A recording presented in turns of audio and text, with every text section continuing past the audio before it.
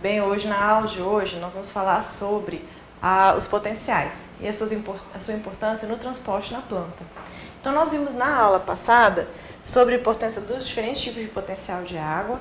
Hoje nós vamos falar sobre difusão, fluxo de massa e transporte na planta. Relembrando um pouquinho dos conceitos de potencial de água que vimos na aula anterior, os componentes de potencial de água, os principais deles são o potencial osmótico, o potencial de pressão, o potencial matricial e o potencial gravitacional, quando nós estivermos tratando de árvores acima de 5 a 10 metros de altura. Mas dentro das células, nós temos então esses componentes que exercem papel importante na atividade da água, o que direciona o fluxo da água e, consequentemente, desses íons no corpo da planta. Então é importante a gente relembrar esses conceitos, a importância de cada um deles, e hoje vamos aplicá-los um pouquinho na prática, mostrando então como que eles estão agindo dentro do corpo da planta.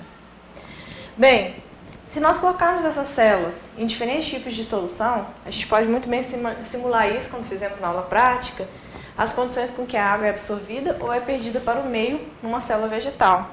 Então, se essa célula se encontra em situação de plasmólise incipiente, o que significa isso?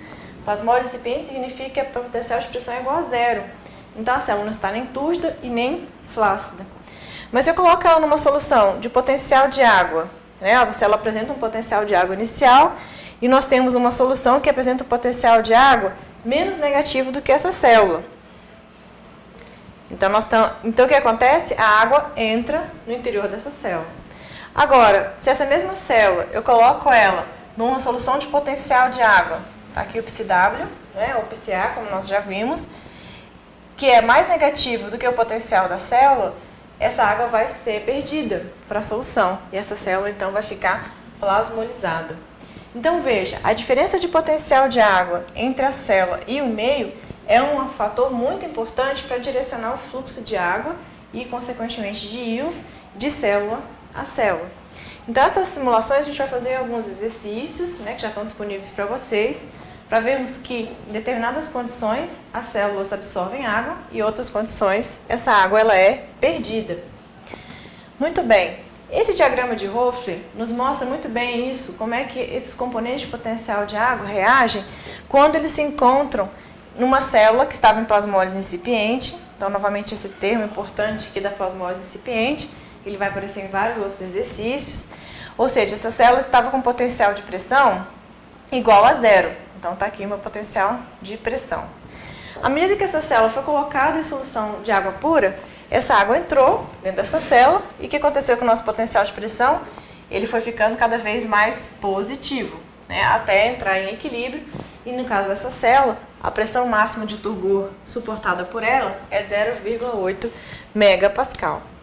Muito bem, o potencial de pressão é um dos componentes de potencial de água que muda nessa situação. Outro componente que muda é a potencial de água. Lógico que, como o potencial de pressão muda, o potencial de água também. Então veja, essa célula tinha um potencial de água inicial e à medida que a água entrou dentro dessa célula, o potencial de água foi ficando menos negativo. Até quando, professor? Até ficar em equilíbrio com a solução. E qual o potencial de água da água pura? É zero. Muito bem, outros componentes que mudam. Da mesma forma, se essa célula perde parte desses solutos, o volume aumenta dessa célula, o potencial osmótico também é influenciado, ou seja, vai ficando menos negativo, né? E então, essas são as mudanças que acontecem no potencial, nos potenciais, à medida que a água entra dentro das células. E nessa simulação desse diagrama, é à medida que a água entra, a água pura entra dentro da célula vegetal. Uma das formas com que essa água pode passar de uma célula para outra por diferença de potencial é através dos plasmodesmos, né, que são comunicações entre essas células. Bem, além dos plasmodesmos, nós temos então a comunicação via apoplasto, aonde essa água é transportada pelos espaços da parede celular e da membrana plasmática, levada então em direção à diferença de potencial de água. Então, nós temos tanto o transporte simplasto quanto o transporte apoplástico.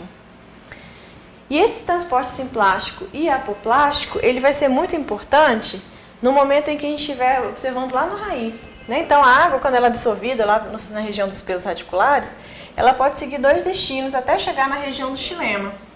Então, esse destino ela pode ser via apoplasto, que é entre a parede celular, até chegar no seu destino, ou via simplasto, que é de célula a célula, via plasmodesmos, até chegar, então, no destino final do transporte dessa água, juntamente com os íons, em direção aos xilemas para ser transportado para outras partes da planta. Esse transporte simplasto ele só vai acontecer até chegar na camada de células da endoderme, e aí a endoderme ela barra, então o transporte apoplástico, e aí em diante o transporte simplástico acontece.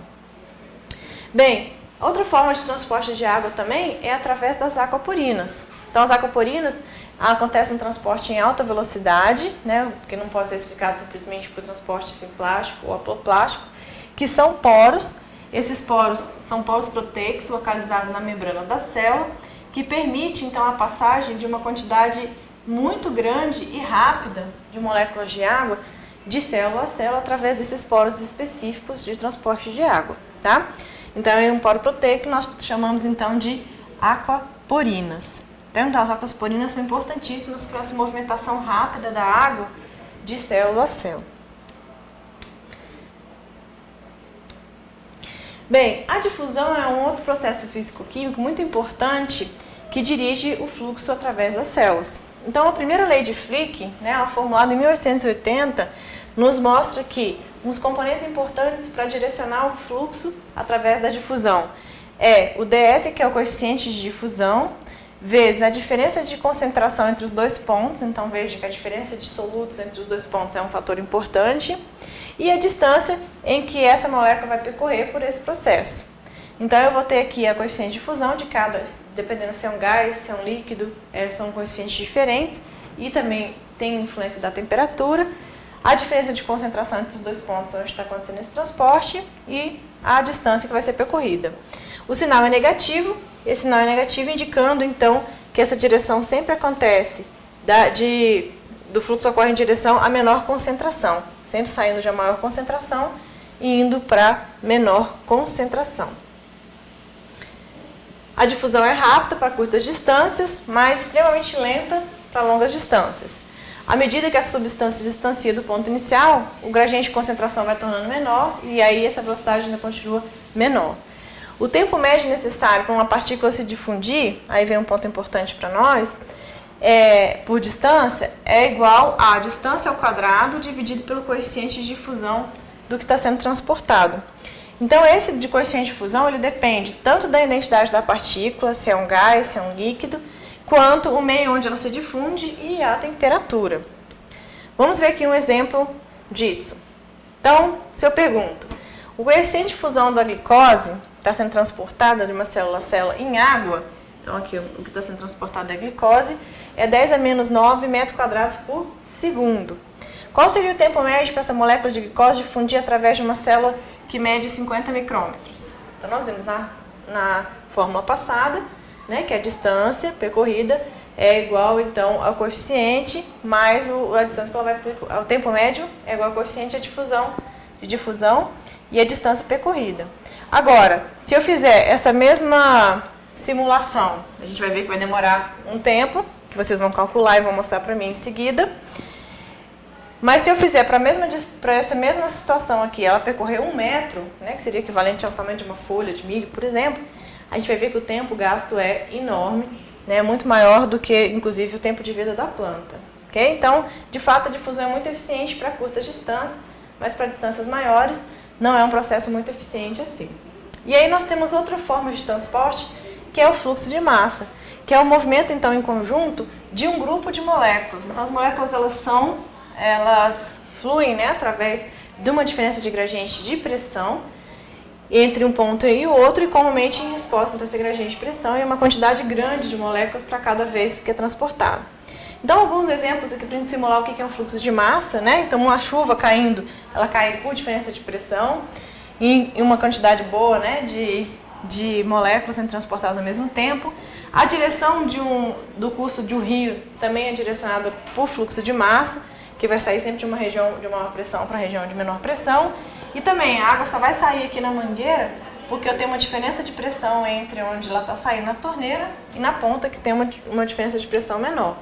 Então, o fluxo de massa, ele é um processo importante de transporte em vários processos, inclusive na fisiologia, para transportar grande quantidade de massa, né, ao longo do tempo. Então, o que regula a taxa desse fluxo de massa? Primeiro, o raio do tubo, né, se ele é maior, se ele é menor, a viscosidade do que está sendo transportado, se eu estou trabalhando com servas muito elaboradas ou não, o gradiente de pressão entre a distância, e com isso eu tenho aqui, através dessa equação de Puzzle, eu consigo calcular qual é a taxa de fluxo de massa sendo transportado. Então, para a fisiologia, o que é importante é que o transporte de longa distância no xilema, transporte de água no solo e transporte via parede celular, apoplasto, são exemplos de transporte de fluxo de massa. Ok? E a osmose também é um gradiente de potencial, é governada por um gradiente de potencial hídrico, onde, se nós compararmos com a difusão, é governada por um gradiente de concentração, o fluxo de massa, um gradiente de pressão. Ela transporta solutos, né, através, então, de uma membrana semipermeável, que permite que tenha uma certa permeabilidade, e a movimentação da água e de moléculas pequenas através desse processo. E, por fim, vários processos fisiológicos são regulados, então, por essa disponibilidade de água.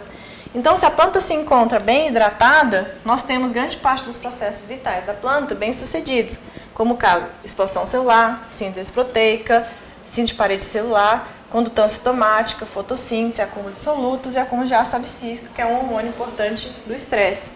À medida que a planta começa a perder água no ambiente, porque o potencial de água vai ficando sempre mais negativo, alguns processos começam a diminuir a sua atividade, como, por exemplo, um processo importante, que é a fotossíntese. Né? A condutância citomática também começa a perder a sua atividade e outros processos de alarme, né, como a produção de hormônios de estresse, que é o ácido abscísico, e acúmulo de solutos, começam a ser disparados. Né? E com isso a planta tenta, então, evitar os danos causados pela disponibilidade de água no ambiente. Um exemplo disso, nós temos as cactáceas, né, que fazem isso muito bem.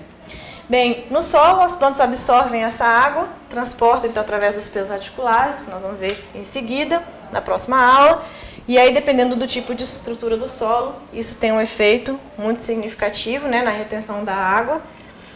E aí, por fim, nós temos então as forças principais que proporcionam o movimento de água do solo através da planta, que são as diferenças de concentração de vapor de água, que exerce principalmente na região da folha, a pressão hidrostática, o potencial de pressão hidrostática, que é principalmente uma força propulsora no xilema, e também os potenciais hídricos, que é importante, então, lá na região da raiz.